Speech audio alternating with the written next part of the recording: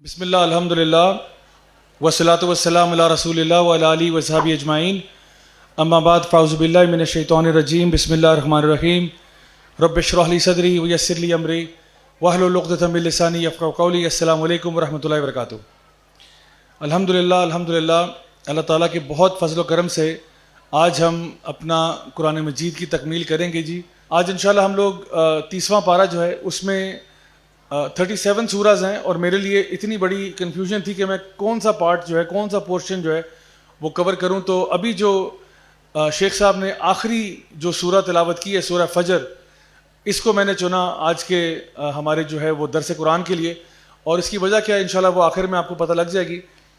اللہ سبحانہ تعالیٰ یہاں پر آیت نمبر 15 سے اگر آپ آغاز کریں سورہ میں، اللہ سبحانہ تعالیٰ فرماتے ہیں فَأَمَّا الْإِنسَانُ إِذَا مَا ابْتَلَاهُ رَبُّهُ فَأَكْرَمَهُ وَنَعَّمَهُ فَيَقُولُ رَبِّي أَكْرَمَنِ، کہ جب اللہ تعالیٰ بندے کو ابتلا میں ڈال دیتا ہے، اللہ سبحانہ تعالیٰ فرما رہے ہیں کہ جب انسان بندے کو ابتلا میں ڈال دیتا ہے، کس طرح سے ابتلا میں ڈالتا ہے؟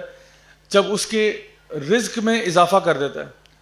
تو اللہ سبحانہ تعالیٰ یہاں پہ ارشاد فرما رہے ہیں کہ ایک طریقہ جو ہے انسان کو ٹیسٹ میں ڈالنے کا وہ یہ ہے کہ اس کے رزق میں فراوانی کر دی جاتی ہے، اور ابتلا جو ہے یہ بہت بڑا ٹیسٹ ہوتا ہے، یعنی امتحانہ بھی، امتحان جسے کہتے ہیں نا، امتحانہ بھی عربی میں استعمال ہوتا ہے، لیکن یہ چھوٹے لیول کا ٹیسٹ ہے۔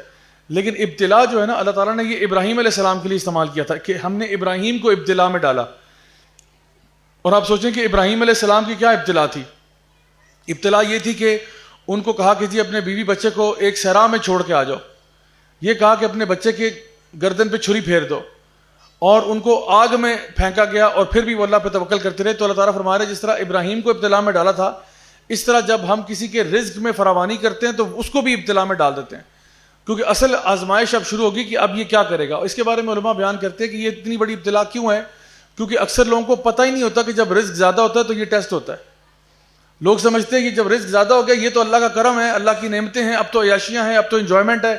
اللہ تعالیٰ فرما رہا ہے یہی تو ٹیسٹ ہوتا ہے، جب میں تمہیں زیادہ رزق دیتا ہوں یہی ابتلا ہوتی ہے۔ تو سبحان اللہ، یہاں پہ اللہ تعالیٰ ایک بڑا اہم بات جو ہے اس کی طرف اشارہ کر رہے ہیں، فَأَمَّا الْإِنسَانُ إِذَا مَا ابْتَلَاهُ رَبُّهُ فَأَكْرَمَهُ وَنَعَّمَهُ فَيَقُولُ رَبِّي أَكْرَمَنِ۔ آگے فرمایا وَأَمَّا إِذَا مَا ابْتَلَاهُ فَقَدَرَ عَلَيْهِ رِزْقَهُ، اور جب ہم بندے کو آزمائش میں ڈالتے ہیں، فَقَدَرَ عَلَيْهِ رِزْقَهُ، یعنی اس کا جب رزق کو اس کی تقدیر کے مطابق کر دیتے ہیں یا تھوڑی سی اس میں تنگی آ جاتی ہے، تو کیا ہوتا ہے کہ فَيَقُولُ رَبِّي أَهَانَنِ، تو بندہ کہتا ہے کہ جی میرے رب نے مجھے شرمندہ کر دیا ہے، میرے رب نے مجھے امبیرس کر دیا ہے۔ تو اللہ تعالیٰ ایک ایسے شخص کی بات کر رہے ہیں کہ جب ہم اس کے رزق میں اضافہ کرتے ہیں وہ اس کو ابتلا نہیں سمجھتا، وہ کہتا ہے دیکھو دیکھو میرے پہ تو نعمتوں کی بارشیں ہو رہی ہیں، اور جب ہم اس کا رزق میں تنگی کر دیتے ہیں تو کہتے ہیں میرے رب نے مجھے شرمندہ کر کے رکھ دیا، یہ کیا کیا، میرا مال روک دیا سارا۔ تو اب اس کا مطلب یہ ہے کہ وہ یہ سمجھتا ہے اس کے ہاں وہ یہ، یعنی ایک مٹیریلسٹک آدمی کا تصور پیش کیا جا رہا ہے کہ جب اس کے اوپر مال نچھاور کیا جاتا ہے کہتا ہے دیکھو میں اللہ کا خاص کرم ہے میرے پہ۔ اور میں نے ایک صاحب سے میری ملاقات ہوئی اور ان کو میں نے دین کی طرف آنے کی دعوت دی، میں نے کہا بھائی صاحب آپ آئیں ذرا دین کی طرف۔ تو کہتے ہیں کہ میرے پاس تو اللہ کا دیا سبھی کچھ ہے۔ تو میں نے کہا پھر تو آپ کو شکر کرنا چاہیے۔ تو کہتے ہیں نہیں، اصل میں بات یہ کہ اللہ نے مجھ میں کچھ تو دیکھا ہوگا نا، کچھ تو دیکھا ہوگا کہ مجھے عطا فرما دیا، یعنی حالانکہ نہ نماز نہ روزہ نہ کچھ بھی نہیں، لیکن کہتے ہیں اگر اللہ نے مجھے دیا ہے تو کچھ تو دیکھا ہی ہوگا نا، تو مرنے کے بعد بھی اللہ تعالیٰ معاملہ ٹھیک کر لے گا، جس نے یہاں ٹھیک رکھ لیا وہ وہاں بھی ٹھیک رکھ لے گا۔ تو یہی آپ کو پتہ ہے چیز مشرکین مکہ بھی کہتے تھے کہ اللہ نے ہمیں چن لیا نا، ہمیں مال عطا کر دیا تو یہ تو اللہ کا بڑا کرم ہو گیا۔ تو یہی چیز تو فرعون بھی کہہ سکتا ہے کہ اللہ نے مجھ میں کچھ تو دیکھا ہوگا نا کہ مجھے بادشاہی عطا فرما دی، مصر میرے ہاتھ میں آ گیا۔ یہ تو ایڈولف ہٹلر بھی کہتا ہوگا مجھ میں کچھ تو دیکھا ہوگا نا کہ مجھے یہاں پہ بنا دیا، تمہارے اوپر مسلط کر دیا۔ اسٹالن بھی یہی کہتا ہوگا کہ مجھ میں کچھ تو دیکھا ہوگا۔ تو یہ کوئی طریقہ کار تو نہیں ہے کہ اللہ تعالیٰ کے قرب کا ذریعہ یا اللہ تعالیٰ نے آپ کو آنر کیا ہے، اس کا یہ لٹمس ٹیسٹ نہیں ہے کہ آپ کے پاس مال زیادہ آ گیا، بلکہ ایک صحیح حدیث میں نبی کریم صلی اللہ علیہ وسلم ارشاد فرماتے ہیں کہ جب اللہ تعالیٰ کسی کے ساتھ خیر کا معاملہ کرتا ہے تو اس کو دین کا فہم عطا کر دیتا ہے۔ اصل میں یہ اللہ کا کرم ہوتا ہے کہ جب اللہ کسی پر خیر کا معاملہ کرتا ہے تو ایک حدیث میں آتا ہے کہ اس کے اوپر یعنی دین کا فہم دے دیتا ہے، اس کو دین کی سمجھ عطا کر دیتا ہے۔ دوسری طرف آتا ہے اللہ تعالیٰ اس کے اوپر اور آزمائشیں ڈالتا ہے، اور اسی لیے نبی کریم صلی اللہ علیہ وسلم نے فرمایا کہ سب سے زیادہ جو آزمائے گئے وہ اللہ کے نبی ہیں، اور ان میں بھی جو سب سے زیادہ آزمایا گیا وہ میں ہوں۔ تو یہ کرائٹیریا نہیں ہے کہ آپ کے پاس اگر پیسہ زیادہ آ گیا ہے تو یہ کوئی اللہ کا خاص کرم ہے, اللہ نے آپ سے محبت کا جو ہے نا معاملہ کیا. نبی کریم صلی اللہ علیہ وسلم اللہ کے سب سے پیارے تھے کہ نہیں تھے؟ اللہ کے سب سے پیارے تھے. سیدہ عائشہ کہتی ہیں 3 مہینے چولہا نہیں جلتا تھا. اللہ اکبر کبیرہ. آپ سوچیں ہمارے گھر میں 3 مہینے تو دور کی بات ہے, ایک دن چولہا نہ جلے تو ہم قیامت نہ برپا ہو جائے. چولہا نہ جلنے کا مطلب یہ ہے اس دن کوئی روٹی نہیں ہوگی, اس دن کوئی چاول نہیں ہوں گے, اس دن کوئی چائے نہیں ہوگی, اس دن کوئی بھی پکی ہوئی چیز نہیں ہوگی. اس دن کیا ہوگا؟ دودھ پی لو بکری کا یا کھجور کھا لو, بس اس سے اوپر کچھ بھی نہیں ہے. کوئی پکی ہوئی چیز ہمارے گھر میں یہ قیامت ہو جائے کہ جی آپ کو آج پکا ہوا ہی کچھ نہیں ہے. ہم تو ایسے لوگ ہیں کہ فریج میں پاستا بھی پڑا ہوتا ہے, لزانیہ بھی پڑا ہوتا ہے, اور XYZ سینڈوچ بھی پڑے ہیں, سموسے بھی پڑے ہیں, پکوڑے بھی پڑے ہیں, اور ہم کہتے ہیں دہی بلے کدھر چلے گئے, دہی بلے کدھر چلے گئے. اور پھر ہماری سارے یہ 5 ڈشز ہوتی ہیں. Let me know if this sounds familiar. آپ کے افطاری کی ٹیبل پہ 5 ڈشز پڑی ہوئی ہیں, تو انسان اس طرح دیکھتے ہے اس کو اپنی فروٹ چاٹ نظر نہیں آ رہی, تو کہتا ہے یار آج کھانے کے لیے ہے ہی کچھ نہیں, آج ہے ہی نہیں بھائی, کوئی کھانے کے لیے بنا ہی نہیں. یہ 5 ڈشز کیا ہیں؟ یہ جانوروں کے لیے رکھی ہیں, آپ ہی کے لیے تو رکھی ہیں. تو انسان ناشکری کی اس حد تک پہنچ جاتا ہے. تو اللہ تعالیٰ فرما رہے ہیں یہاں پہ کہ یہ ایک ایسا انسان ہے کہ جب اس کے پاس مال آتا ہے تو کہتا ہے کرم ہو گیا, جب مال رکتا ہے تو کہتا ہے میں برباد ہو گیا, اور اللہ نے مجھے ہیوملیٹ کیا, اللہ نے مجھے شرمندہ کر دیا. اللہ تعالیٰ فرماتے ہیں کلا بل لا تکرمون الیتیم, اور یعنی یہاں پہ بریکٹڈ انفارمیشن ہے کہ اللہ تجھے کیوں دے جب تو یتیم کا تو اکرام کرتا ہی نہیں ہے. اور یہاں پہ تکرمون الیتیم کا مطلب ہے یتیم کا اکرام کرنا. ایک ہوتا ہے یتیم کے منہ پہ کھانا مارنا, ایک ہوتا ہے یتیم کے منہ پہ کپڑے پھینکنا, یہ لو بیٹا تمہارے کپڑے. ایک ہوتا ہے یتیم کا اکرام کرنا. اکرام کرنے کا مطلب ہے آپ پیکٹ بنا کے لے کے جائیں, اس کے اوپر بو باندھیں, اس کے اوپر پرفیوم چھڑکیں, اس کو یعنی جی کر کے بات کریں, اکرام کریں نا اس کا. آپ نے دیکھا ہوگا یہ بہت سارے ویڈیوز جو آتے ہیں نا, ڈونیشنز ہو رہی ہوتی ہیں افریقہ میں اور کہاں, وہ UN کا ٹرک آگے جا رہا ہوتا ہے, پیچھے بوتلیں پھینک رہا ہوتا ہے, اور لوگ پیچھے بھاگ رہے ہوتے ہیں اور وہ پیکٹ کیچ کر رہے ہوتے ہیں. یا کہیں ہمارے بھی کسی علاقے میں جو ڈونیشن کے نام پہ کیا ہوتا ہے, لوگوں کو ذلیل کر رہے ہوتے ہیں. لوگ آ رہے ہوتے ہیں, ان کو دھکے بھی پڑ رہے ہوتے ہیں, مکے بھی پڑ رہے ہوتے ہیں, ڈنڈے بھی پڑ رہے ہوتے ہیں, اور پھر کیا ملتا ہے؟ اتنا سا پیکٹ ملتا ہے جس میں چاول ہوتے ہیں. تو چاول کے ساتھ ساتھ آپ نے ڈنڈے مجھے مفت میں کھلائے ہیں. میں حالانکہ یہ ڈنڈے کھانے کے موڈ میں نہیں آیا تھا, تو یہ اکرام تو نہیں ہے نا. تو اللہ تعالیٰ فرما رہا ہے کہ اللہ تجھے کیوں دے, تو بات کرتا ہے کہ تیرے رزق میں اضافہ ہو, تجھے جب مال ملتا ہے تو مال کے ساتھ کرتا کیا ہے؟ تو یتیم کا تو اکرام کرتا کوئی نہیں ہے. ولا تحاضون علی طعام المسکین. اور پھر وہی بات جو ہم نے کل ڈسکس کی تھی کہ تو مسکین کو کھانا کھلانے کی نصیحت بھی نہیں کرتا. کیوں؟ کیونکہ اگر میں نے نصیحت کر دی میں ایکسپوز ہو جاؤں گا. میں نے نصیحت کر دی تو سارے لوگ کرنا شروع کریں گے, تو کون نہیں دے رہا ہوگا؟ میں نہیں دے رہا ہوں گا, تو میں ایکسپوز ہو جاؤں گا کہ بھئی سارے لوگ دے رہے ہیں اور میں نہیں کر رہا. تو میں لوگوں کو نصیحت بھی نہیں کرتا کہ مسکین کو کھانا کھلاؤ, حالانکہ نصیحت کرنے پہ کوئی ٹیکس نہیں ہے. ابھی تک تو نہیں ہے, کل ہو جائے اور بات ہے, لیکن اس وقت تک حکومت کی طرف سے نصیحت کرنے پہ کوئی ٹیکس نہیں ہے. تو میں کسی کو نصیحت بھی نہیں کرتا کہ چلو میری جیب سے کون سے پیسے جا رہے ہیں, تو کسی اور سے کہتا ہوں بھائی تو چل کھلا دیا کر یار. لیکن مجھے پتا ہے کہ اگر وہ کھلانا شروع کر دے گا اور دوسرا تیسرا کھلائے گا تو کون نہیں کھلا رہا؟ میں. تو سارے اچھے لگ رہے ہوں گے, میں برا لگ رہا ہوں گا, تو میں تو نہیں برا لگنا چاہتا, اس لیے میں کہتا ہی نہیں ہوں کسی کو, نیکی کی بات بتاتا ہی نہیں ہوں کسی کو. تو یہ اللہ تعالیٰ اس کا خاص ایک پرسنالٹی بتا رہے ہیں. اور یہ جو رزق ہے جس کے بارے میں اللہ تعالیٰ نے ذکر کیا نا کہ اس کا جب زیادہ ہو جاتا ہے, کم ہو جاتا ہے. ایک حدیث میں, ترمذی کی حدیث ہے, نبی کریم صلی اللہ علیہ وسلم نے ارشاد فرمایا کہ اگر تم اللہ تعالیٰ پر توکل کرو, بھروسہ کرو, تو اللہ تمہیں اسی طرح سے عطا فرمائے گا جس طرح چڑیوں کو عطا فرماتا ہے. کہ چڑیاں جو ہیں وہ گھر سے اپنے رزق کے لیے نکلتی ہیں, شام کو آتی ہیں تو پیٹ بھرے ہوتے ہیں. تو اللہ پہ توکل کرو تو اللہ تمہیں اسی طرح دے گا. اب چڑیوں کے پاس نا بینک اکاؤنٹ نہیں ہوتے. کبھی سنا کسی کے پاس بینک اکاؤنٹ ہو, چڑی نے بینک اکاؤنٹ کھولا ہو؟ تو ایسا تو نہیں ہوتا نا, ان نے کہیں پہ مال سنبھال کے رکھا ہوتا ہے, وہ تو ڈیلی بیسس پہ کام چل رہا ہوتا ہے ان کا. لیکن روز چڑیا جاتی ہے کام پہ, واپس آتی ہے تو اس کو خوراک مل جاتی ہے. تو ہر بندے کا جو رزق ہے نا وہ اللہ تعالیٰ نے لکھا ہوا ہے, اور اس کی تقدیر کے مطابق اس کو مل جائے گا. زیادہ ہے, کم ہے, چھوٹا ہے, بڑا ہے, جو بھی ہے اللہ تعالیٰ آپ کو عطا فرما دے گا. تو اس کا مطلب ہوا کہ حرکت کرنے میں برکت ہے. یعنی ہر انسان اپنے, چڑیا جو ہے وہ گھر سے نکلتی ہے, کوئی یہ ایکسپیکٹ نہ کرے کہ اس کا مطلب یہ ہوا کہ چڑیا کی طرح اللہ عطا فرمائے گا تو میں بھی گھر میں بیٹھ جاتا ہوں, اللہ آسمان سے من و سلوہ نازل کر دے گا. یہ مطلب نہیں ہے. چڑیا روزانہ گھر میں نہیں بیٹھی رہتی, گھر سے نکلتی ہے, اپنا ایفرٹ کرتی ہے, اپنا کام کرتی ہے. تو آپ اپنے حصے کا ایفرٹ کریں, حق حلال کی طرف کریں, اللہ تعالیٰ آپ کو انشاءاللہ اسی میں رزق دے گا. مثال کے طور پہ ہم اگزامپل لیتے ہیں مارک زکربرگ کی. مارک زکربرگ نے بہت پیسہ کمایا, فیس بک کو کا فاؤنڈر ہے, اونر ہے.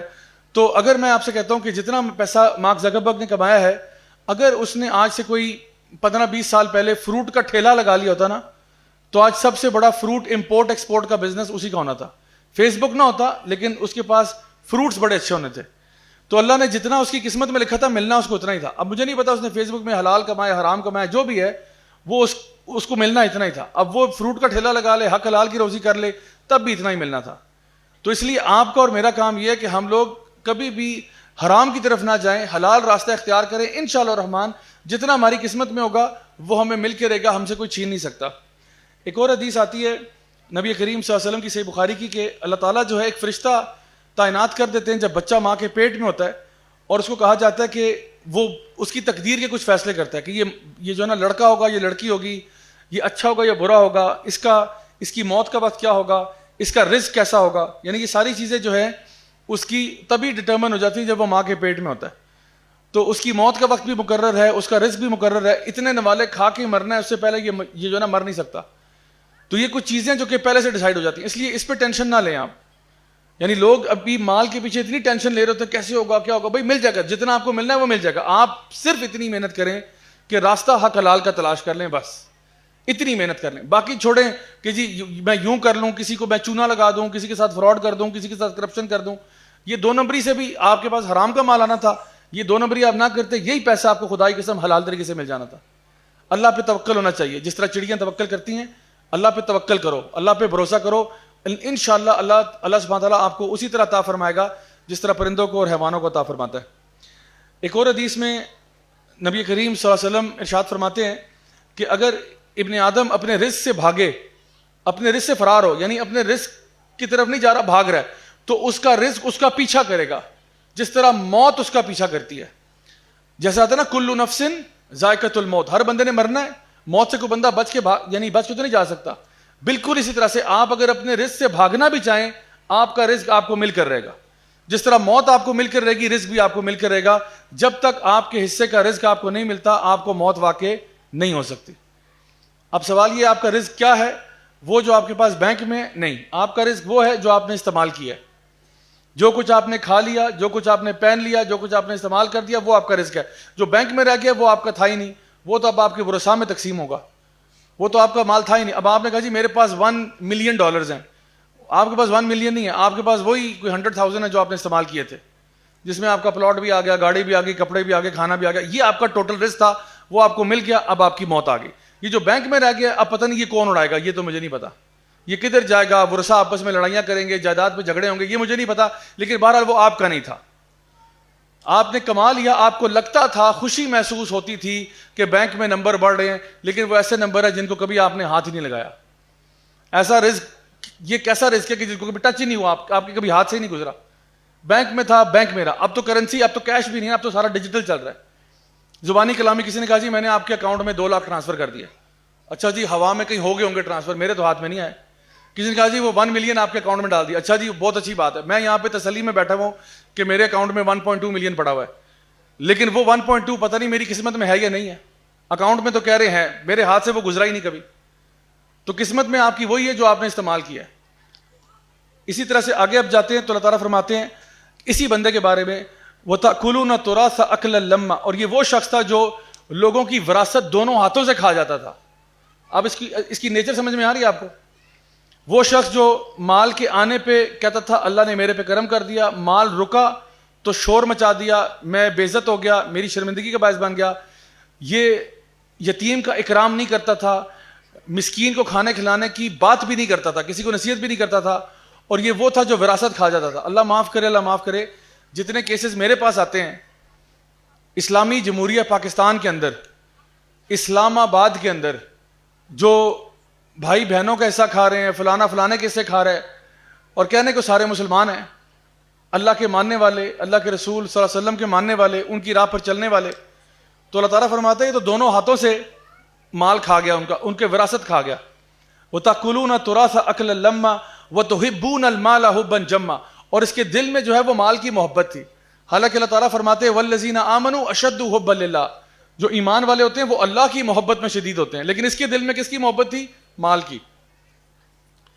اچھا اب یہ بات جان لیں کہ مال ہونا کوئی بری بات نہیں ہے، مال ہونا بری بات نہیں ہے. ہمارے پاس اگزامپلز ہیں ہسٹری میں، بڑے بڑے مالدار لوگ گزرے ہیں. سیدنا عثمان بن عفان کتنے مالدار تھے، سیدنا عبد الرحمن بن عوف رضی اللہ عنہ کتنے مالدار تھے. ان کے بارے میں کسی نے نیٹ ورتھ کیلکولیٹ کی، وہ کہتے ہیں اس وقت اگر وہ ہوتے تو وہ ملٹی ٹریلینئر ہوتے، ملٹی ٹریلینئر، ڈالرز میں بات کر رہا ہوں. اس وقت جو سب سے زیادہ آپ کو ٹاپ پہ لوگ نظر آتے ہیں یہ ایلون ماسک، مارک زکربرگ وغیرہ اور بل گیٹس، یہ سارے کے سارے تقریباً آپ کہہ لو کہ جیف بیسوس وغیرہ، یہ سارے بیٹھے ہوئے ہیں تقریباً 280 ملین ٹو 300 ملین ڈالرز پہ. 280 ملین ٹو 300 ملین ڈالرز ان کی نیٹ ورتھ ہے. عبد الرحمن بن عوف رضی اللہ عنہ اگر ابھی حیات ہوتے تو وہ ملٹی ٹریلینئر ہوتے، یعنی بل گیٹس کو وہ اپنا خادم رکھ سکتے تھے کہ بیٹا آپ تو کام چھوڑے نا، آپ تو لگے میرے نوکر، 300 بلین یہ پکڑو، چلو جہاں پہ خانسامے کی ڈیوٹی دو. وہ ہائر کر لیتے اس کو کیونکہ اتنے مالدار، ملٹی ٹریلینئر تھے وہ. تو اتنا مال ہونے کے باوجود ان کے دل میں مال نہیں تھا، مال ان کے ہاتھ میں تھا. مسئلہ یہ ہمارا صورتحال ہماری یہ ہے کہ ہاتھ میں ہمارے روپیہ نہ ہونا، دل میں مال کی بڑی محبت ہے. ہاتھ میں ہمارے پاس 200 روپیہ ہوگا لیکن دل جو ہے وہ مال کی محبت میں بھرا ہوا ہے. وہاں پہ الٹا حساب تھا، وہاں پہ تھا ہاتھ میں مال ہی مال تھا لیکن دل میں کوئی محبت نہیں، دل میں اللہ کی محبت ہے. اور وہ ہاتھ کا میل تھا، ان کا مال نہ ہاتھ کا میل تھا. اسی لیے وہ جو اگزامپلز ہم نے آپ کے ساتھ شیئر کی ہیں کہ سیدنا عمر جو ہے وہ ایک ہی سٹنگ میں 960 اونٹ نکال دیتے ہیں. عبد الرحمن بن عوف کا لشکر آتا ہے، اتنا بڑا لشکر ہے کہ مدینہ ہل جاتا تھا، یعنی اتنے اونٹوں کا قافلہ آ رہا ہے کہ قافلے کے چلنے سے پورا مدینے میں لگ رہا ہے زلزلہ آ رہا ہے. اتنا مال لے کے آتے تھے، لیکن جب اللہ کی راہ میں خرچ کرنے کی بات ہے یہ بھی نکال دو، یہ بھی نکال دو، یہ بھی نکال دو. عمر بن الخطاب گھر کا آدھا سامان اٹھا کے لے آتے ہیں، یا رسول اللہ یہ سارا آپ کے لیے، یہ لیں. آگے دیکھا ابو بکر صدیق پورے گھر کا سامان اٹھا کے لے آئے. انہوں نے کہا جی میں تو کچھ بھی نہیں چھوڑ کے آیا سوائے اللہ اور اس کے رسول کی یاد کے. یہ ان کا معاملہ تھا. تو اللہ تعالیٰ فرماتے ہیں یہ جس بندے کی بات ہے یہ تو اس کے دل میں تو صرف مال ہی کی محبت ہے. وَتُحِبُّونَ الْمَالَ حُبًّا جَمًّا كَلَّا إِذَا دُكَّتِ الْأَرْضُ دَكًّا دَكًّا. اللہ تعالیٰ فرما رہے اب ایک دم سے نا مضمون چینج ہوا ہے کہ لیکن جب وہ زمین جو ہے اس کو توڑ پھوڑ دیا جائے گا، جس دن قیامت آ جائے گی تو کیا ہوگا. یعنی ابھی تو یہ مال کی محبت میں لگا ہوا ہے نا، آج تو یہ مصروف ہے، آج تو یہ مٹیریلسٹک لائف سٹائل گزار ہے. لیکن اللہ تعالیٰ فرماتے ہیں کَلَّا إِذَا دُكَّتِ الْأَرْضُ دَكًّا دَكًّا، جس دن زمین کو توڑ دیا جائے گا، پیس دیا جائے گا، تباہ کر دیا جائے گا. وَجَاءَ رَبُّكَ وَالْمَلَكُ صَفًّا صَفًّا، اور تیرا رب آئے گا ساتھ فرشتوں کے، تیرا رب بھی آئے گا اور فرشتے بھی آئیں گے صف در صف، پوری فرشتوں کی آرمیز آ رہی ہوں گی. آپ امیجن کریں وہ منظر، قیامت کا دن آیا ہوا ہے، زمین ریزہ ریزہ ہو گئی ہے، اللہ تعالیٰ اور اللہ کے فرشتے وہاں موجود ہیں اور صف در صف فرشتے کھڑے ہوئے ہیں. اتنی بڑی آرمی، اور فرشتوں کی تعداد آپ اندازہ نہیں لگا سکتے کتنے فرشتے ہیں. فرشتوں کی تعداد ہم سے بہت بہت زیادہ ہے. یعنی حدیث میں آتا ہے کہ جنت میں ایک ہاتھ کی جگہ بھی ایک ٹائم ایسی نہیں رہ گئی تھی کہ جہاں پہ کسی فرشتے کا سر نہ ہو وہ سجدہ کر رہا ہو. اتنے فرشتے. اور جنت کے کریک ہونے کی آواز نبی کریم صلی اللہ علیہ وسلم کو آئی تھی. انہوں نے کہا مجھے آواز آئی ہے، اور وہ کیوں کریک ہو رہی ہے کہ وزن اتنا پڑ گیا جنت میں. جنت کا سائز آپ سوچیں، اتنا فرشتہ عبادت کر رہا ہے کہ جنت کے اوپر جس طرح لکڑی پہ کوئی بندہ بھاری سے چل رہا ہو نا تو لکڑی کریک کرتی ہے. انہوں نے کہا جنت کے کریک ہونے کی آواز آ رہی ہے، اتنا فرشتہ وہاں پہ داخل ہو گیا. تو سوچیں کہ وہ کیا منظر ہوگا کہ اللہ رب العزت ہیں، اللہ کے ساتھ فرشتے ہیں، صف در صف کھڑے ہوئے ہیں. وَجِیءَ یَوْمَئِذٍ بِجَہَنَّمَ، اور پھر جہنم کو سامنے پیش کیا جائے گا. یَوْمَئِذٍ یَتَذَکَّرُ الْإِنسَانُ وَأَنَّىٰ لَهُ الذِّکْرَىٰ، اس دن انسان اچھی طرح یاد کرے گا کہ اس نے اصل میں یعنی کیا کیا تھا. یتذکر ویسے عربی میں کہتے ہیں یذکر، لیکن جب یتذکر کہیں تو اس کا مطلب ہے کہ بہت زیادہ اچھے طریقے سے یاد کرے گا. اس دن اس کو سارا یاد آ رہا ہوگا کہ میں نے کیا کیا ہے. جب یہ سارا منظر دیکھے گا، اللہ، فرشتے، زمین ریزہ ریزہ ہو گئی اور ساتھ ہی جہنم کو پیش کر دیا گیا، اس دن اللہ تعالیٰ فرماتے ہیں کہ اس دن انسان اچھی طرح یاد کرے گا.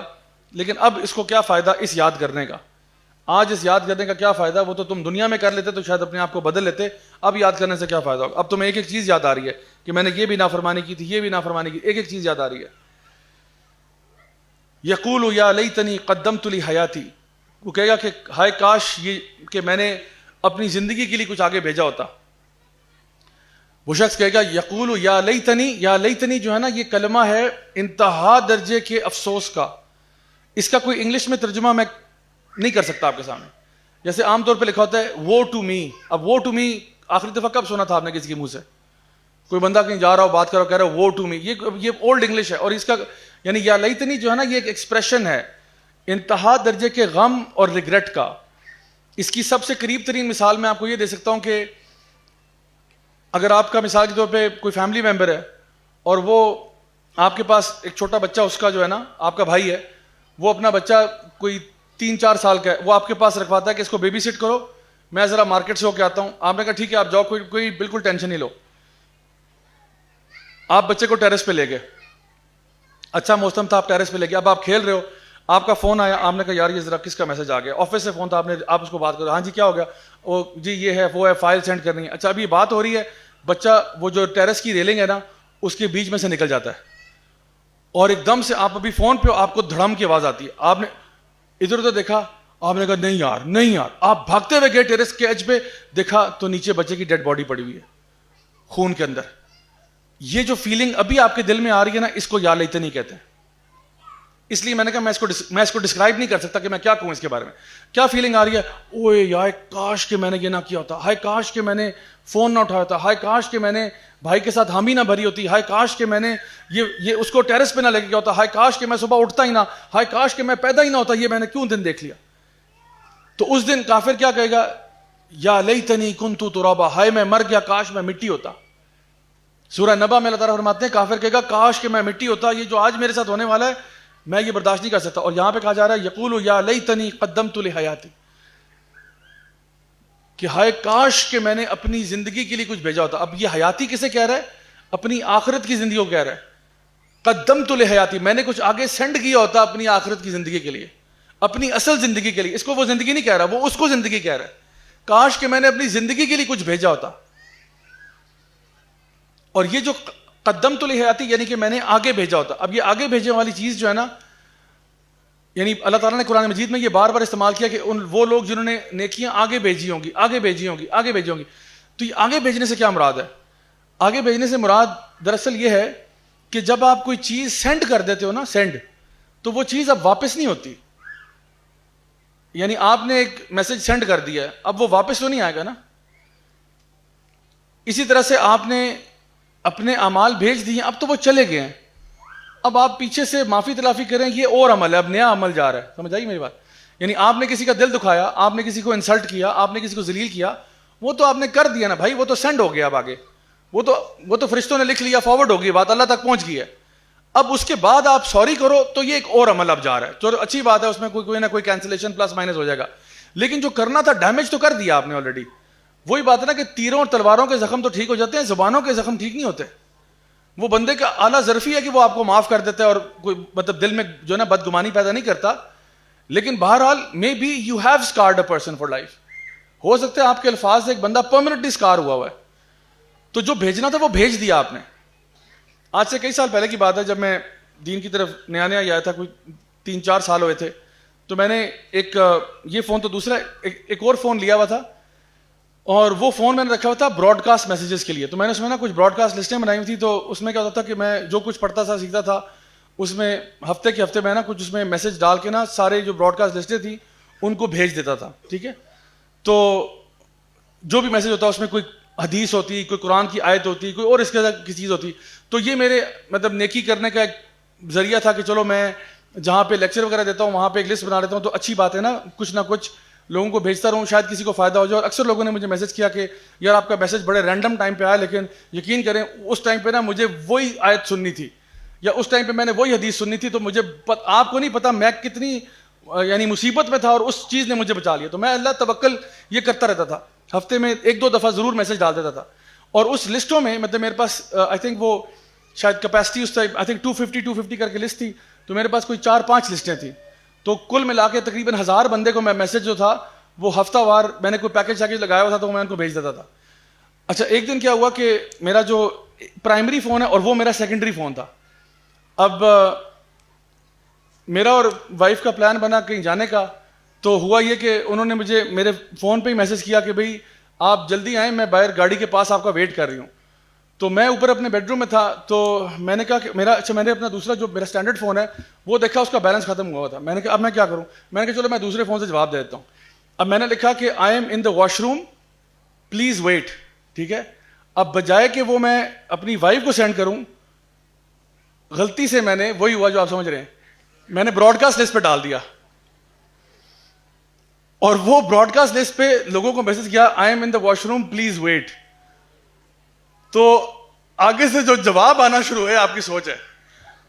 میں نے آپ کو پتا ہے میں نے فون بند, جب مجھے پتا چلا کہ سینڈ ہو رہا ہے میں نے فون بند کر دیا, میں نے فون بند کر کے سائڈ پہ رکھ دیا. میں نے کہا اب میں کیا کروں, لیکن جو ہونا تھا وہ تو ہو چکا, وہ تو اب جا رہا ہے میسج, فون جب بھی آن کریں گے فون تو جا رہا ہوگا. میں نے سم نکالی, کچھ کیا, پھر مجھے آئی ڈی میں نے کہا سم تو باہر ڈالنی تو پڑے گی. جیسے ہی واپس ڈالی وہ پھر سینڈنگ سارے چلے گئے. اور اس کے بعد ایک طوفان بدتمیزی جو ہے وہ واپس آیا کہ بھئی یہ اچھا بھلا شریف چینل تھا, یہ کیا ہو رہا ہے یہاں پہ, یہ کیا مطلب ہے, آپ کی پرسنل لائف سے ہمارا کیا غرض ہے, آپ باتھ روم میں ہیں یا کہیں پہ بھی ہیں, ہماری صحت پہ کیا فرق پڑتا ہے. تو اس دن مجھے آئیڈیا ہوا کہ واقعی میں جو اعمال آپ نے آگے بھیج دیے نا وہ واپس نہیں ہو سکتے. شاید اب ہو سکتے ہیں کوئی ٹیکنالوجی آ گئی اور ڈیلیٹ شلیٹ کرنے کی, لیکن اس ٹائم پہ نہیں تھی. تو بات یہ کہ جو بھی کام آپ نے آگے بھیج دیا نا یہ تو ہو گیا, اب چلا گیا. اب اس کو انڈو کرنے کے لیے جس طرح میں نے کیا, اپالوجیز بھیجی, میں نے کہا I am sorry this was a technical difficulty, یا فنی خرابی کی وجہ سے یہ ہوا ہے, اصل میں یہ مسئلہ نہیں تھا. تو پلیز اس چینل کو لائک کریں, سبسکرائب کریں اور بیل آئیکن کو کلک کریں.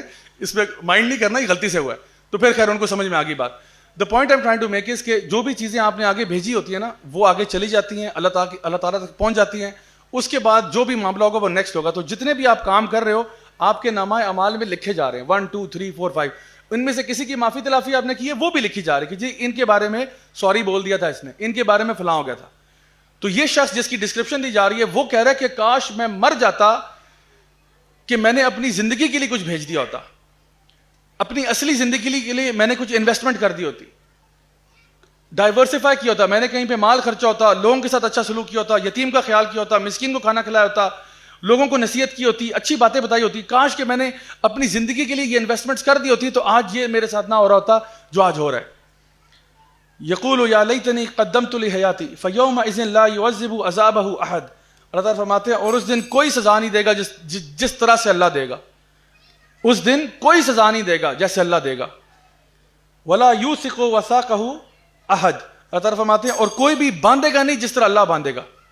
یعنی جس طرح ان لوگوں کو زنجیروں میں باندھ کے گھسیٹ کے جہنم میں پھینکا جائے گا, اللہ تعالیٰ فرما رہے ہیں جس طرح اللہ پکڑے گا نا اس طرح کوئی بھی نہیں پکڑ سکتا تمہیں, اور جس طرح اللہ عذاب دے گا نا تمہیں آئیڈیا بھی نہیں ہے تمہیں عذاب کیا ملنے لگا ہے. یعنی یہ کفار کو اور وہ لوگ جو اللہ کی نافرمانیاں کرتے تھے اور سرکش تھے ان کو ایک بڑی سخت جو ہے نا وعید کرائی جا رہی ہے کہ باز آ جاؤ, آج بھی باز آ جاؤ. یہ دیکھیں کہ جتنی بھی جگہ پہ اللہ تعالیٰ انسان کو ڈراتا ہے نا اس کا مقصد یہ نہیں ہے کہ بس آپ ڈر جائیں اور کہیں اللہ اللہ میں ڈر گیا, نہیں, مقصد یہ آپ اپنے آپ کو بدلیں. اللہ کے بندو دوسروں کی غلطیوں سے سیکھو, اپنے آپ کو چینج کرو, اپنے آپ کو ٹرانسفارم کرو, بہتر ہو جاؤ. یہ اللہ تعالیٰ چاہتے ہیں. جیسے ایک ٹیچر کسی بچے کو کلاس میں ڈانٹ دیتا ہے کہ بھئی بیٹا اگلے ایگزام میں تم فیل ہو رہے ہو, تو وہ اس لیے نہیں کہتا کہ وہ فیل کرنا چاہ رہا ہوتا ہے, وہ اس لیے ڈراتا ہے کہ بیٹا اس طرح چلتے رہنا تو فیل ہو جاؤ گے تم, نمبر تمہارے نہیں آنے, پھر تم رو گے بعد میں. تو یہ اللہ تعالیٰ ہمیں کھینچ رہے ہیں کیونکہ اللہ تعالیٰ ہم سے محبت کرتے ہیں, اس لیے بتا رہے ہیں کہ وارن ہو جاؤ کہ یہ تم دنیا میں اس طرح سے کام نہیں چلا سکتے. اب آگے اللہ سبحانہ تعالیٰ مضمون پھر چینج ہو رہا ہے اور یہ آخری آیات جو ہیں یہ مومنین کے لیے ہیں, اللہ کے نیک بندوں کے لیے ہیں. اللہ تعالیٰ فرماتا ہے یا ایتھا النفس المطمئنہ, یہ اس بندے کو کہا جا رہا ہے جو دنیا سے رخصت ہو رہا ہے. اللہ تعالیٰ ہم سب کو یہی سننا نصیب فرمائے. اللہ تعالیٰ فرماتا ہے کہ یہ جو لوگ فوت ہوئیں گے نا نیک بندے, ان کو سننے کو ملے گا یا ایتھا النفس المطمئنہ, اے نفس مطمئنہ, اے نفس مطمئنہ, وہ نفس جس نے دنیا میں اطمینان حاصل کر لیا. کس طرح سے؟ اللہ کو یاد کر کر کے. الا بذکر اللہ تطمئن القلوب, یقیناً اللہ کے ذکر میں ہی دلوں کو اطمینان ملتا ہے. تو جو اللہ کے ذکر میں رہا, زندگی میں اللہ کو یاد کرتا رہا, یاد کرنے میں مال بھی آیا, اللہ کی راہ میں مال بھی خرچ کیا, ایفرٹس بھی کیے, محنتیں بھی کی, سارے کام کیے الحمدللہ, لیکن نافرمانیاں نہیں کی اللہ تعالیٰ کی. اللہ تعالیٰ اس کو کہہ رہے ہیں یا ایتھا النفس المطمئنہ, اے نفس مطمئنہ جو اطمینان کی حالت میں, ارجعی الی ربک راضیۃ مرضیہ, آجا اپنے رب کے پاس, آجا اپنے رب کے پاس اس حالت میں کہ تیرا رب تجھ سے راضی اور تو اپنے رب سے راضی. تیرا رب تیرے سے راضی پہلے ہے اور تو بعد میں ہوا ہے. اللہ رب العزت فرما رہے ہیں میں تو تجھ سے پہلے راضی ہو گیا تھا, تو پھر بعد میں میرے سے راضی ہوا ہے. تو اللہ تعالیٰ فرما رہے ہیں یا ایتھا النفس المطمئنہ ارجعی الی ربک راضیۃ مرضیہ فادخلی فی عبادی, آجا میرے نیک بندوں کی صف میں داخل ہو جا. فادخلی فی عبادی, میرے جو بندے ہیں نا ان کے ساتھ تو بھی آ جا. اب دیکھیں اگر آپ ان کے ساتھ چلے گئے ہیں جو اللہ کے بندے ہیں تو آپ بھی کیا ہو گئے؟ اللہ کے بندے ہو گئے. اللہ اکبر. آپ کو پتہ ہے یہ کتنا بڑا اعزاز ہے کہ ہم اللہ کے بندے ہو جائیں. اور اللہ ہمیں یہ ٹائٹل دے دے کہ تو میرا بندہ ہے، تو میرا بندہ ہے، بندہ خاص ہے. یعنی کوئی بندہ بھی جو کسی اعلیٰ مقام پر جانا چاہتا ہے نا، کہتا ہے جی میں بادشاہ سلامت کا بڑا خاص بندہ ہوں، تو آٹومیٹکلی وہ بڑا شاندار ہو جاتا ہے. ویسے وہ کہے جی میں تو جی عام سا انسان ہوں، میں تو کوئی اتنا بڑا میرے جو ہے نا کام نہیں ہے. لیکن جب آپ بادشاہ کے خاص بندے ہو جائیں پھر آپ جہاں جائیں گے آپ کو پروٹوکول ملتا ہے. تو یہاں پہ اللہ تعالیٰ کہہ رہا ہے کہ جو میرے سب سے جو وی آئی پی بندے ہیں نا، انہی کی صف میں تو بھی داخل ہو جا. میرے جو خاص بندے ہیں، میرے جو پیارے ہیں، ان کی صف میں تو داخل ہو جا. وادخلی جنتی، اور میری جنت میں داخل ہو جا. اللہ اکبر کبیرہ. آپ سوچیں کہ کوئی شخص اگر آپ کو اپنے گھر میں بلاتا ہے تو گھر کے اندر بلانے کے لیے دو طریقے ہو سکتے ہیں. ایک ہوتا ہے کہ آپ گھر کے اندر تشریف لے جائیے. پہلا والا طریقہ کیا ہے؟ آپ کہتے ہو یار آپ آئے ہیں، بہت خوشی ہوئی، آپ گھر میں تشریف لے جائیں. ایک طریقہ ہوتا ہے دوسرا والا، وہ یہ ہے کہ آپ کہتے ہو کہ آئیے میں آپ کو اپنا گھر دکھاتا ہوں. زیادہ محبت کس میں ہے؟ پہلے میں دوسرے میں؟ دوسرے میں. تو آئیے گھر میں داخل ہو جائیے، تشریف لے جائیے، تو ہے نا کہ ٹھیک ہے چلیں آپ جائیں، میرا آپ سے کوئی تعلق ہی نہیں، آپ جائیں جو مرضی کریں. لیکن آئیے میں آپ کو اپنا گھر دکھاتا ہوں، اس میں محبت ہے کہ آئیے میں آپ کو دکھاتا ہوں کہ میرا گھر کیسا ہے. اللہ تعالیٰ کہہ رہا ہے وادخلی جنتی، آ تجھے میں اپنی جنت دکھاؤں، آ تجھے میں دکھاؤں میں نے تیرے لیے کیا سنبھال کے رکھا ہوا ہے. وہ جنت جو میں نے تیرے لیے خود ڈیزائن کی ہے، اور تیرے لیے وہ چیزیں رکھی ہیں جو تو چاہتا ہے. ابھی تجھے دکھاؤں گا تو تیرا دماغ پریشان ہو جائے گا کہ مجھے دیا کیا ہے میرے رب نے. اتنی زبردست چیزیں دی ہیں کہ انسان حیران ہوگا. اسی لیے شیخ السعدی رحمہ اللہ فرماتے ہیں کہ اللہ تعالیٰ انسانوں کو جو دل دے گا نا جنت میں، وہ بڑے مضبوط دل ہوں گے. شیخ السعدی فرماتے ہیں اللہ تعالیٰ انسانوں کو جو دل دے گا جنت میں، بڑے مضبوط دل ہوں گے. کیوں؟ کیونکہ اگر مضبوط دل نہ ہوتے تو لوگ جنت میں جانے کے بعد نا دل کے دورے سے مر جاتے. اتنی خوشیاں جب دیکھتے ہیں نا تو وہ ہارٹ اٹیک سے مر جاتے. جس طرح کوئی چھوٹا بچہ ہوتا ہے نا، اس کو آپ کسی پلے لینڈ یا جو تھیم پارکس وغیرہ ہوتے ہیں وہاں پہ لے کے جائیں، تو یہ ایکسپیریمنٹ آپ اپنے گھر میں کر سکتے ہیں اپنے خرچے پہ. کسی بچے کو لے کے جائیں اور پھر جب وہ گاڑی میں بیٹھے ہوئے نا، ابھی اس کو گاڑی سے باہر نکالا ہے اور آپ نے اس کو پکڑا ہوا ہے، ہاتھ پکڑا ہوا ہے اس کو کہ ابھی بیٹا رکو تھوڑی دیر کے لیے، رکو ابھی ذرا. اور آپ کو نا وہاں سے آوازیں آ رہی ہیں، بچے وہ جو بوٹ ہوتی ہے نا سوئنگ کر رہی ہوتی ہے، ادھر جاتے ہیں تو چیخ مارتے، چیخ مارتے، وہاں چیخو پکار ہو رہی ہے، ہنسنے کی آوازیں آ رہی ہے، کہکے لگانے کی آوازیں آ رہی ہیں. اب یہ بچے کو آپ نے ہاتھ پکڑ کے 5 منٹ ہو گئے ہیں. اس بچے کا بلڈ پریشر اس وقت جو ہے نا 160 پہ گیا ہوا ہے. وہ کہہ رہا ہے مجھے چھوڑو تو صحیح یار، مجھے اندر جانے دو. ہم نے کہا نہیں رکو بیٹا ابھی صبر کرو صبر کرو. وہ جتنی آوازیں سن رہا ہے نا وہ اور ایکسائٹڈ ہو رہا ہے، اور ہو سکتا ہے آپ اس کو زیادہ روکیں، یہ بیچارہ دل کے دورے سے مر نہ جائے کہیں، کیونکہ اس کو بے چینی اتنی زیادہ ہو رہی ہے کہ مجھے کسی طرح جانے دو تو صحیح ایک دفعہ اندر. تو یہ تو میں آپ کو بتا رہا ہوں دنیا میں ہم سے تو یہ چیزیں ہینڈل نہیں ہوتی. میرے شیخ صاحب نے مجھے ایک لطیفہ سنایا ایک شخص کے بارے میں کہ کوئی گاؤں تھا، اس گاؤں کے اندر جو تھے نا بڑا سمپل لوگ ہوتے تھے، بڑے سادے لوگ تھے. اور وہ کیا کرتے تھے کہ وہ نا بارٹر ٹریڈ کرتے تھے، یعنی آپس میں ان کو پیسے کا اتنا کانسیپٹ نہیں تھا، تو بارٹر ٹریڈ کرتے تھے. یعنی کسی نے کسی کو انڈے دیے، اس نے ڈبل روٹی دے دی، اس نے دال دی، اس نے چینی دے دی، اس نے آٹا دی، اس نے چاول دیے تھے. اس طرح کر کے نا ان کی ٹریڈنگ ہوتی تھی. تو کیا ہوا کہ ادھر پیسوں کا کانسیپٹ یہ تھا کہ کسی کے پاس اگر 1000 روپے ہو تو لوگ کہتے تھے یار بڑا مالدار آدمی، یار اس کے پاس 1000 روپے، 1000 روپے پورے 1000 ہیں، 1000. 10,000 والا لکھ پتی سمجھا جاتا، یار 10,000 روپے اوئے ہوئے ہوئے.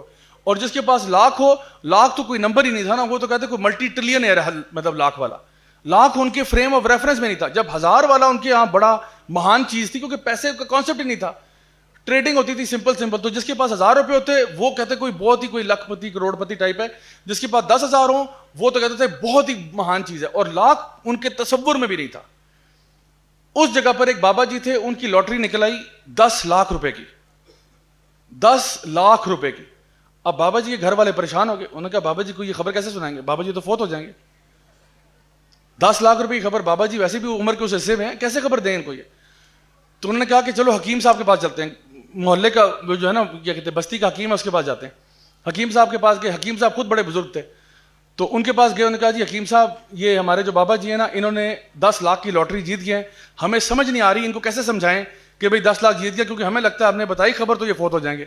تو حکیم صاحب نے کہا یہ میرے بھائی ہاتھ کا کھیل ہے، کوئی ٹینشن نہیں لے، آپ بڑے آرام سے ہم ان کو لے کے چلیں گے بڑے طریقے کے ساتھ، اور انشاءاللہ الرحمن اس میں شفا ہوگی. چلیں جی بہترین، لے کے جی. اب یہاں پہ حکیم صاحب بیٹھ گئے، یہاں پہ بابا جی بیٹھ گئے. حکیم صاحب کہہ رہے بابا جی سے، بابا جی آپ اپنے خیال میں لے کر آئیں، اپنے تصور میں لے کے آئیں کہ اگر آپ کو مثال کے طور پہ 10 لاکھ روپیہ مل جاتا ہے کہیں سے تو آپ اس کے ساتھ کیا کریں گے؟ بابا جی کہتے ہیں بیٹا ایسا ہو ہی نہیں سکتا کہ مجھے 10 لاکھ ملے, یہ پاسبل ہی نہیں ہے. آپ کوئی ایسی بات کرو نا جو انسان کی مطلب ذہن میں بھی آئے. کہتے بابا جی دیکھیں میں یہ نہیں کہہ رہا ہوں کہ آپ کو یہ رقم مل گئی ہے, میں کہہ رہا ہوں آپ اپنے خیال میں تو لے کر آئیں کہ اگر آپ کو 10 لاکھ روپیہ مل جائے آپ اس کے ساتھ کیا کریں گے؟ کہتے بیٹا میرا منہ ہی نہیں ہے 10 لاکھ روپے والا, کیسے مجھے 10 لاکھ ملیں گے؟ یار کوئی اگزامپل دینی ہے, کوئی ایسی مثال دو جو کوئی دنیا میں ہو, کوئی سمجھ میں آئے. 10 لاکھ روپے یہ کوئی مثال ہے دینے والی؟ کوئی ایسی مثال دو جو ہو سکے, کم از کم بات تو ایسی کرو. انہوں نے کہا بابا جی پلیز آپ میری بات سمجھنے کی کوشش کریں, میں آپ سے کہہ رہا ہوں آپ کو ملے نہیں ہیں, نہ کوئی دے رہا ہے آپ کو, کوئی بھی نہیں دے رہا. میں کہہ رہا ہوں ویسے آپ ذرا تصور تو کریں نا, اگر آپ کو مل جائے آپ کیا کریں گے؟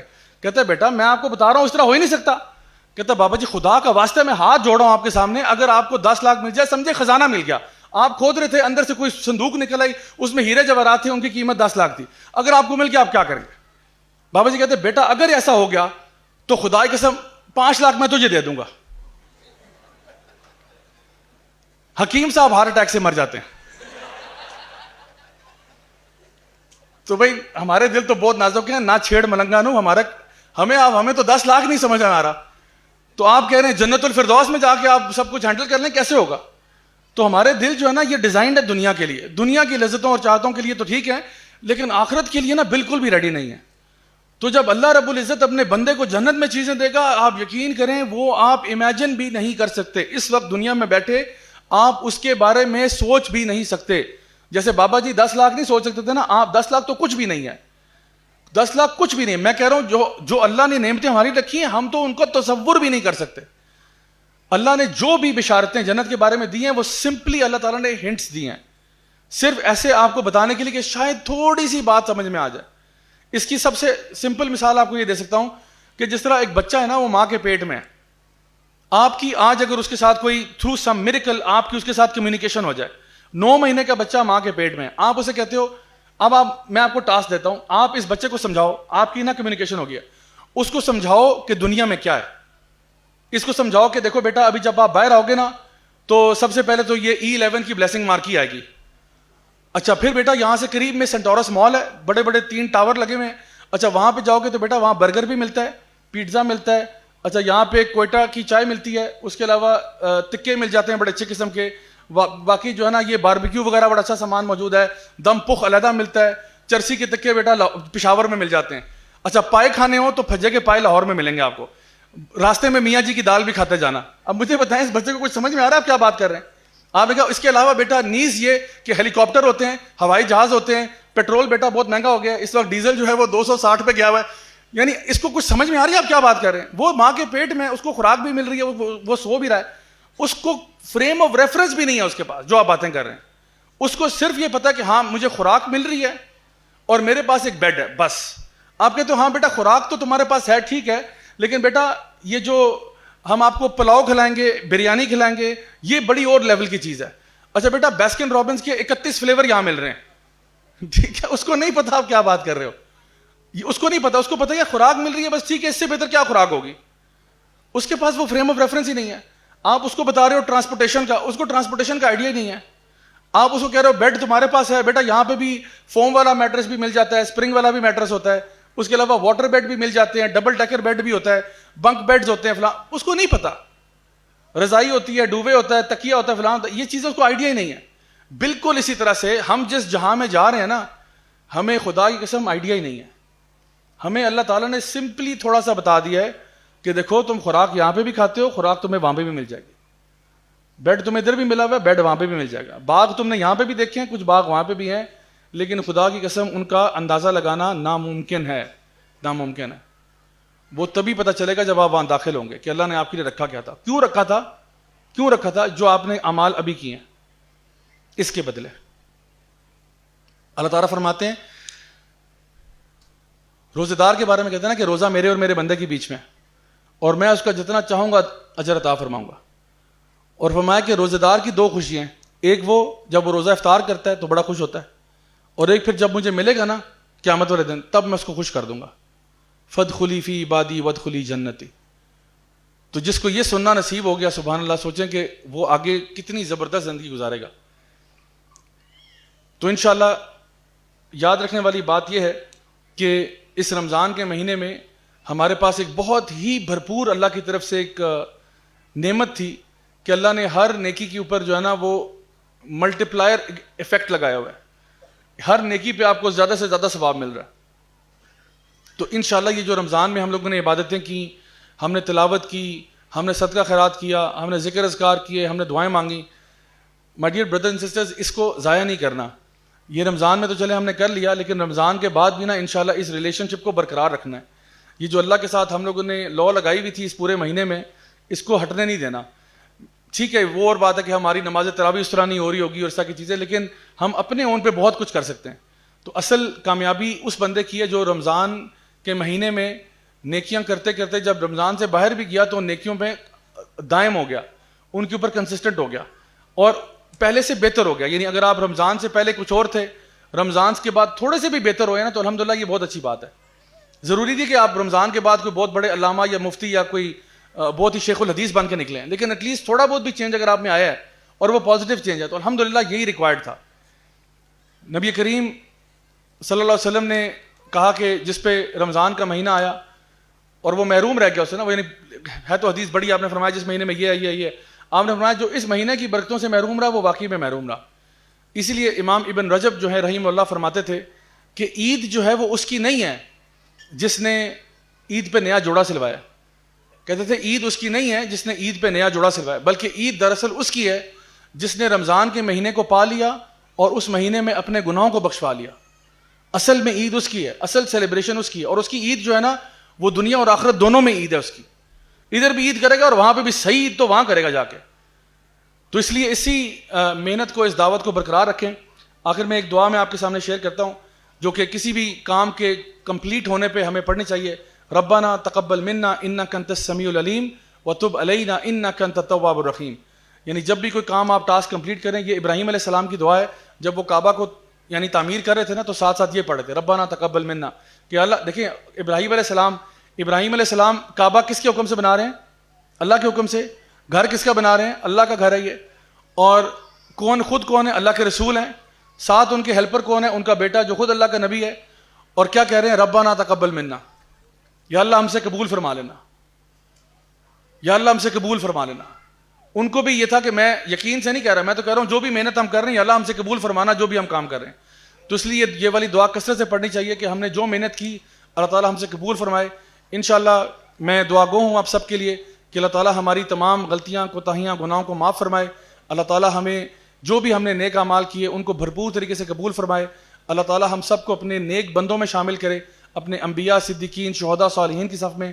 اللہ تعالیٰ ہم میں سے جو لوگ بھی پریشان ہیں اللہ تعالیٰ ان کی مشکلیں, مصیبتیں, پریشانیاں دور فرمائے. جو بھی ہم میں سے بیمار ہیں یا جن کے گھر والے بیمار ہیں اللہ تعالیٰ ان کو مکمل شفا کاملہ عاجلہ عطا فرمائے. اللہ تعالیٰ ہم سب سے راضی ہو.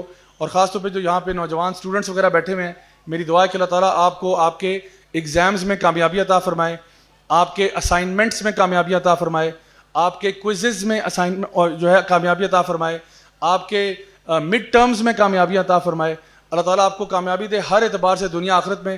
اور آپ سب کے لیے میری دعا یہ ہے کہ اللہ تعالیٰ ہمیں دنیا میں بھی خیر دے. اور آج ماشاءاللہ جتنے بھی لوگ آئے اور پورے اس تراویح اور تفسیر کے سیشن میں آتے رہے, میری ایک بندے کے لیے چاہے وہ ایک ہی دفعہ کیوں نہ آیا, سب کے لیے میرے دل سے دعا ہے کہ جس طرح ہم لوگ یہاں پہ ملے ہیں اللہ تعالیٰ سے دعا ہے اللہ تعالیٰ اسی طرح سے ہمیں جنت الفردوس میں بھی ملنا نصیب فرمائے. ربنا تقبل منا انک انت السمیع العلیم وتب علینا انک انت التواب الرحیم. وصلی اللہ تعالی علی خیر خلقہ محمد وعلی آلہ وصحبہ اجمعین برحمتک یا ارحم الراحمین. جزاکم اللہ خیرا والسلام علیکم ورحمۃ اللہ وبرکاتہ.